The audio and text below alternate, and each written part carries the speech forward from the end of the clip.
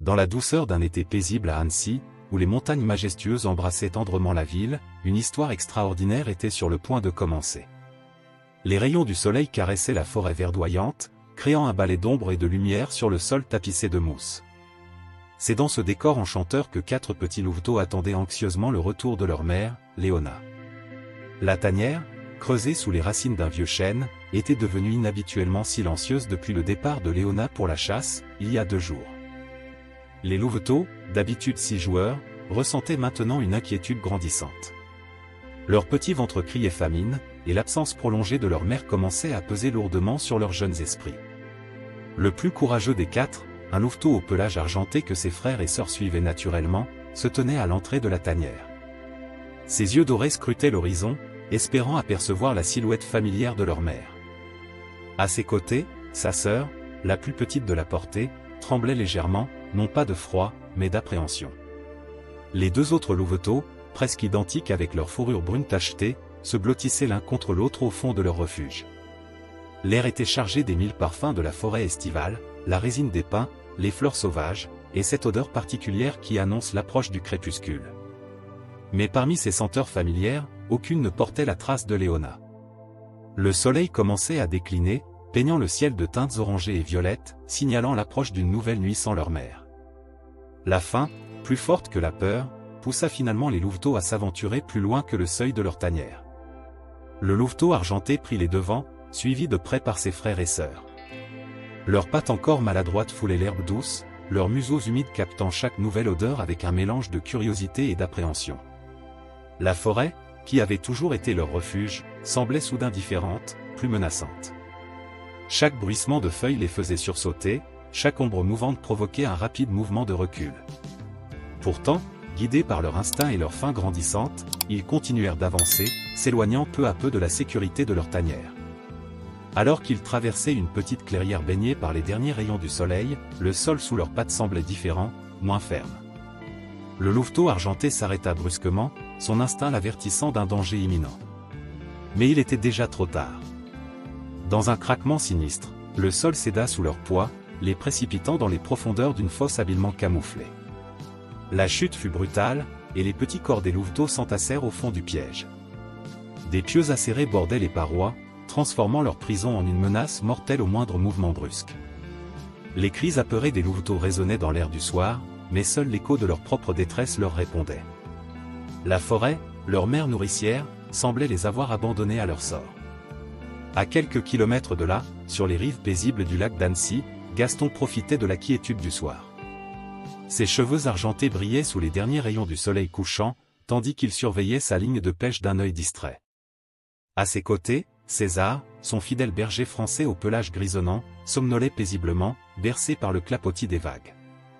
Gaston avait choisi cette vie solitaire après une carrière tumultueuse comme garde forestier. Sa petite maison en pierre, nichée entre le lac et la forêt, était devenue son refuge, un havre de paix où il pouvait vivre en harmonie avec la nature. César, son compagnon depuis plus d'une décennie, était le seul être vivant à partager son quotidien. Soudain, les oreilles de César se dressèrent. Son corps, malgré l'âge, se tendit comme un arc. Un changement subtil dans l'air, imperceptible pour les sens humains, avait capté son attention. Le vieux chien se leva, le museau pointé vers la forêt, un grognement surmontant de sa gorge. Ce n'était pas un grognement de menace, mais plutôt d'inquiétude. Gaston connaissait suffisamment son compagnon pour savoir que quelque chose d'inhabituel se passait. Il rangea son matériel de pêche dans son vieux sac en toile, saisit sa lampe torche, et suivit César qui s'était déjà élancé vers les arbres. Le soleil avait presque disparu, laissant place à une pénombre grandissante qui transformait la forêt en un labyrinthe d'ombres mouvantes. César progressait d'un pas sûr, guidé par son instinct et son odorat affûté. Gaston le suivait, s'appuyant parfois sur son bâton de marche pour franchir les obstacles du sous-bois. L'air était devenu plus frais, et une légère brume commençait à s'élever du sol, donnant à leur progression un aspect presque irréel. Les aboiements soudains de César brisèrent le silence de la forêt. Le chien s'était arrêté près d'une zone où le sol semblait perturbé. Gaston dirigea le faisceau de sa lampe vers l'endroit que César indiquait et son cœur se serra. Une fosse de capture, qu'il ne connaissait que trop bien, avait été creusée là, camouflée sous des branches et des feuilles. S'approchant avec précaution, Gaston entendit des gémissements provenant du fond du piège. Le faisceau de sa lampe révéla 4 petites formes tremblantes, serrées les unes contre les autres. Des louveteaux, à peine sortis de leur première enfance, le regardaient avec des yeux emplis de terreur. Le vieil homme sentit une colère sourde monter en lui. Ces pièges étaient interdits depuis des années, et pour cause. Il savait que des braconniers continuaient à en poser, mais en trouver un avec des louveteaux prisonniers le remplissait d'une rage qu'il n'avait pas ressentie depuis longtemps. Avec des gestes précis, fruit de son expérience d'ancien garde forestier, Gaston entreprit de secourir les petits. César, comprenant instinctivement la situation, se tenait en alerte, surveillant les alentours. Un à un, Gaston remonta les louveteaux, prenant garde à ne pas les blesser davantage avec les pieux qui bordaient la fosse. Les jours qui suivirent le sauvetage des louveteaux transformèrent complètement la routine paisible de Gaston. Sa petite maison en pierre, autrefois si calme, résonnait maintenant des petits bruits de pattes et des jappements enjoués. Dans un coin de la grange attenante, il avait aménagé un espace douillet pour ses nouveaux protégés, utilisant de vieilles couvertures et du foin frais. César, contre toute attente, s'était révélé être un gardien extraordinaire pour les petits loups. Le vieux berger français, que Gaston n'avait jamais vu aussi vivant depuis des années, passait ses journées à veiller sur eux. Il les guidait dans leurs explorations du jardin, les ramenait gentiment quand ils s'aventuraient trop loin, et partageait même sa gamelle avec eux, tel un père adoptif attentionné. Le louveteau au pelage argenté, que Gaston avait surnommé Lune, montrait une intelligence remarquable. Il était toujours le premier à comprendre les limites du territoire qu'il pouvait explorer, et veillait sur ses frères et sœurs avec une maturité étonnante. La plus petite, qu'il appelait Étoile, suivait César partout, imitant ses moindres gestes avec une adorable maladresse. Les 2 autres, Nuage et Orage, passaient leur journée à explorer chaque recoin de leur nouveau territoire, toujours ensemble, comme 2 ombres inséparables. Pourtant, malgré la joie que lui apportait cette famille improvisée, Gaston ne pouvait ignorer les signes inquiétants qu'il découvrait lors de ses promenades en forêt. Les traces de bottes autour de la fosse où il avait trouvé les louveteaux n'étaient que le début. Chaque jour, il remarquait de nouveaux indices, des branches cassées de façon suspecte, des morceaux de viande placés stratégiquement, des empreintes fraîches qui n'appartenaient ni aux animaux ni aux randonneurs habituels. Un soir, alors que le soleil se couchait sur le lac, Gaston entendit les premiers hurlements. Des voix sauvages et plaintives qui semblaient venir des profondeurs de la forêt. Les louveteaux se figèrent, leurs oreilles dressées, leurs petits corps tremblants d'une émotion nouvelle. César lui-même semblait troublé, son regard alternant entre ses protégés et la lisière de la forêt. Cette nuit-là, Gaston ne dormit pas assis près de la fenêtre de sa chambre, son vieux fusil de chasse posé sur les genoux, il observait les ombres qui dansaient entre les arbres. Les hurlements continuaient, plus proches parfois, comme si quelque chose ou quelqu'un cherchait à communiquer avec les petits. César restait dans la grange avec les louveteaux, son corps puissant formant une barrière protectrice autour d'eux. Au fil des jours, les signes d'une présence invisible se multiplièrent. Des empreintes de loups adultes apparaissaient mystérieusement autour de la propriété, disparaissant aussi vite qu'elles étaient apparues. Les louveteaux devenaient plus agités, comme s'ils percevaient quelque chose que ni Gaston ni même César ne pouvaient comprendre. La nuit, leurs petits gémissements se mêlaient aux hurlements lointains, créant une symphonie sauvage qui résonnait dans la vallée. L'aube se levait à peine sur Annecy lorsque Gaston fit une découverte troublante. En inspectant les environs de sa propriété, comme chaque matin, il remarqua des traces fraîches dans la rosée. Des empreintes de loups adultes, plus grandes et plus profondes que celles des louveteaux, formaient un cercle parfait autour de la grange. César, qui l'accompagnait, montrait des signes d'agitation inhabituels, son museau suivant un parcours invisible que lui seul semblait comprendre. Les louveteaux, désormais plus grands et plus assurés, manifestaient un changement de comportement subtil mais significatif. Lune, le plus intrépide, passait de longues heures à observer la forêt, immobile comme une statue d'argent. Étoile, autrefois si timide, s'aventurait maintenant plus loin dans le jardin, guidé par une force mystérieuse. Nuage et Orage, toujours inséparables, semblaient communiquer silencieusement avec les ombres qui dansaient entre les arbres. Un après-midi, alors que Gaston travaillait dans son potager, un cri strident déchira l'air. Une famille de sangliers avait émergé de la forêt, la mer massive guidant ses marcassins vers le ruisseau qui traversait la propriété. Les louveteaux, par instinct, s'étaient regroupés près de César, mais leur attitude n'était pas celle de proies effrayées. Ils observaient la scène avec une curiosité mêlée de reconnaissance, comme si ces visiteurs inattendus faisaient partie d'un monde qu'ils commençaient à redécouvrir. Cette rencontre fut le prélude à d'autres changements. Les nuits suivantes, les hurlements dans la forêt se firent plus insistants, plus proches. Gaston surprit plusieurs fois les louveteaux à répondre à ces appels, leurs petites voix s'élevant dans l'obscurité comme pour tisser un lien invisible avec leur passé sauvage. César, bien que toujours protecteur, semblait comprendre que quelque chose d'important était en train de se produire. Un matin, Gaston découvrit de nouvelles traces autour de sa maison. Cette fois, elles racontaient une histoire différente. Des empreintes de bottes se mêlaient aux traces animales, et l'herbe écrasée indiquait que quelqu'un avait passé un long moment à observer sa propriété. Plus inquiétant encore, il trouva des restes de nourriture savamment disposés à la lisière de la forêt, une tentative évidente d'attirer les animaux sauvages. La tension montait dans l'air comme avant un orage. Les oiseaux se taisaient brusquement, les petits animaux se cachaient, et même les insectes semblaient avoir disparu. César passait ses journées en état d'alerte, ses yeux scrutant constamment l'horizon, ses oreilles captant le moindre son suspect. Les louveteaux, sensibles à ce changement d'atmosphère, restaient plus proches de la maison, leur comportement trahissant une appréhension grandissante. Par une nuit de pleine lune, l'atmosphère autour de la maison de Gaston changea radicalement. Les louveteaux, habituellement calmes à cette heure, manifestaient une agitation inexplicable. L'une fut le premier à réagir, son pelage argenté brillant sous la lumière lunaire. Ses frères et sœurs le suivirent jusqu'à la limite du jardin, leur petit corps vibrant d'une énergie nouvelle. César, qui dormait près d'eux dans la grange, se redressa brusquement. Ses yeux, malgré son âge, brillaient d'une intensité particulière. Il ne grognait pas, ne montrait aucun signe d'agressivité, mais sa posture trahissait une tension palpable.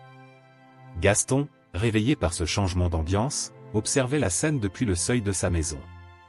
C'est alors qu'une silhouette émergea de l'obscurité. Léona, majestueuse et puissante, se tenait à la lisière de la forêt. Son pelage gris foncé se confondait avec les ombres, mais ses yeux dorés brillaient d'un éclat hypnotique. Les louveteaux, reconnaissant instantanément leur mère, tremblaient d'excitation mais restaient immobiles, comme figés entre deux mondes. Le temps semblait suspendu. César s'avança lentement, se plaçant entre les louveteaux et leur mère, non pas pour les séparer, mais comme pour présenter à Léona le soin qu'il avait pris d'eux. La louve l'observa longuement, son regard intelligent évaluant la situation. Puis, dans un geste qui surprit Gaston, elle inclina légèrement la tête vers César, une reconnaissance silencieuse de son rôle de protecteur. Les retrouvailles furent émouvantes. Les louveteaux, libérés de leur immobilité, se précipitèrent vers leur mère. Léona les accueillit avec une tendresse manifeste, les reniflant un à un, s'assurant de leur bien-être. Mais sa vigilance ne faiblissait pas. Ses oreilles restaient dressées, attentives au moindre bruit suspect. Cette nuit marqua le début d'une période extraordinaire. Léona ne repartit pas avec ses petits immédiatement. Au contraire, elle établit une routine surprenante, apparaissant chaque soir à la même heure. Elle restait à distance respectueuse de la maison, mais suffisamment proche pour observer ses petits et interagir avec eux. Gaston comprit qu'elle les préparait progressivement à leur retour à la vie sauvage. Cependant, cette harmonie précaire fut rapidement menacée. Un soir, alors que Léona rendait visite à ses petits, des bruits de moteurs résonnèrent dans la vallée. Des faisceaux de lampes torchées balayaient la forêt, accompagnés de voix humaines et d'aboiements de chiens. Les braconniers, enhardis par l'obscurité, s'approchaient dangereusement de la propriété de Gaston. Face à la menace grandissante, Gaston agit rapidement. Ses années d'expérience en tant que garde forestier lui avaient appris que la confrontation directe n'était pas toujours la meilleure solution. Avec une rapidité surprenante pour son âge, il éteignit toutes les lumières de sa propriété, plongeant les lieux dans l'obscurité complète. Léona, comprenant instinctivement le danger, rassembla ses petits. Mais au lieu de fuir dans la forêt, elle les guida vers la grange, où César montait déjà la garde. Les louveteaux, désormais presque adolescents, suivaient leur mère sans hésitation, leur comportement révélant une maturité nouvelle face au danger. Dans l'obscurité de la nuit, une alliance improbable se forma. César et Léona, le chien domestique et la louve sauvage, travaillaient en parfaite synchronisation. Ils positionnèrent les louveteaux au fond de la grange, puis prirent position de chaque côté de l'entrée. Gaston, armé de sa seule présence et de sa connaissance du terrain, surveillait les mouvements des braconniers depuis sa maison. Les intrus s'approchaient, leurs lampes découpant des cercles de lumière dans l'obscurité. Ils semblaient chercher quelque chose de précis, probablement ayant repéré les traces de la famille de loups. Soudain, Un bruit sourd retentit dans la forêt, suivi de craquements de branches. Une horde de sangliers, dérangés par les braconniers, traversait le sous-bois à toute vitesse. Ce fut le chaos. Les sangliers, effrayés par les lumières et les bruits, foncèrent droit vers les braconniers. Dans la confusion qui s'ensuivit, les hommes battirent précipitamment en retraite, leurs chiens de chasse plus intéressés par leur propre sécurité que par la poursuite d'une quelconque proie. Quand le calme revint, la scène avait changé. Léona, toujours vigilante, comprit que le moment était venu. Avec une douceur surprenante, elle s'approcha de Gaston qui se tenait immobile près de sa maison. Leurs regards se croisèrent, établissant une communication silencieuse mais profonde. Le vieil homme comprit le message, il était temps de laisser partir les louveteaux. Les adieux furent brefs mais intenses. Lune, étoiles, nuages et orages, devenus de jeunes loups vigoureux, s'approchèrent tour à tour de César et Gaston. Chacun à leur manière, ils exprimèrent leur reconnaissance. César, le vieux berger qui leur avait servi de père adoptif, reçut leur caresse avec une dignité empreinte de tristesse. Léona guida ensuite sa famille vers la forêt. Avant de disparaître dans l'obscurité, elle se retourna une dernière fois vers la maison de Gaston. Son hurlement, puissant et clair, résonna dans la vallée. Ce n'était pas un cri d'adieu, mais une promesse. Les mois passèrent, et la vie reprit son cours paisible autour du lac d'Annecy. Pourtant, les choses avaient changé. Les braconniers ne revinrent jamais, comme si une force mystérieuse protégeait désormais ces bois. Parfois, lors des nuits de pleine lune, des hurlements familiers résonnaient dans la vallée. Gaston et César, assis sur leur terrasse, souriaient en reconnaissant les voix de leur ancienne famille adoptive, sachant que quelque part dans ces montagnes, 4 jeunes loups veillaient sur leur territoire, perpétuant l'harmonie entre les mondes sauvages et domestiques. Chers auditeurs, nous espérons que cette histoire d'amour et de protection entre Gaston, César et la famille de loups vous a touché. Pour continuer à explorer ces récits extraordinaires qui célèbrent le lien unique entre l'homme et la nature, nous avons préparé une playlist spéciale de narration tout aussi captivante. Vous la trouverez en cliquant sur le lien à gauche de votre écran. Si cette histoire vous a ému, n'oubliez pas de vous abonner à notre chaîne et de laisser un « j'aime » à cette vidéo. Chaque jour, nous partageons de nouvelles histoires qui explorent la magie de la vie sauvage et la beauté des relations improbables. Rejoignez notre communauté dans les commentaires et partagez vos propres expériences avec la nature. À très bientôt pour de nouvelles aventures. Film da Historia.